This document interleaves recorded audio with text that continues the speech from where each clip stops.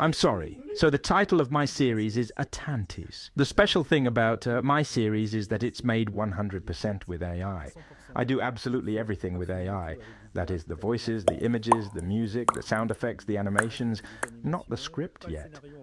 But I'm thinking of doing that maybe for the next one. So the music is a bit special because you can just type a prompt and generate the music. And in this case, since I know a little about making music, it helps me compose and create it quickly, in a kind of handmade way, if I may say so.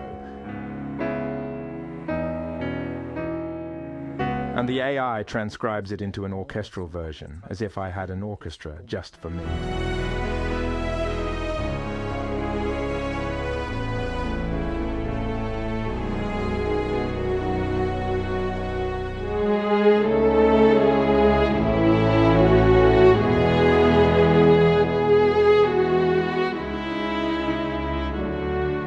Well, I'm all alone, really all alone.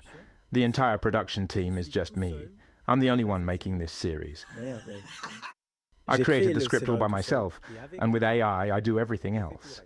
I handle the artistic research for the characters, I make the characters act, I make them speak, I play the actor too. The settings, the audio, whether it's the sound effects or the music, all of that is generated. Between the first episode and the last, I've seen an extraordinary evolution in AI.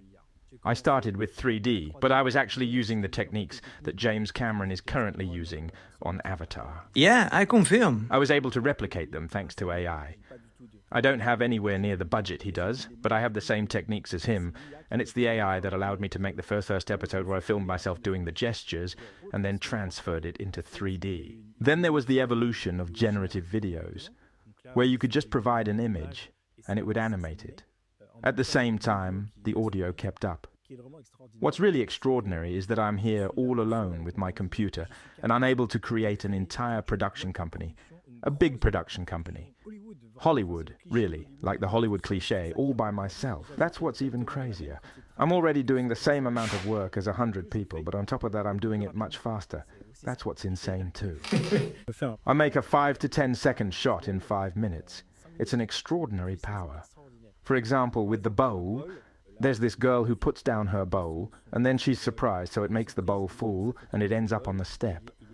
And there I wrote, I want a wooden cup on a staircase, and I want that cup to be knocked over. I just wrote that, one sentence, and in a few minutes I have that shot. There's just the prompt AI and it's done. And for the moment when they're voting, for example, it's not quite the same thing.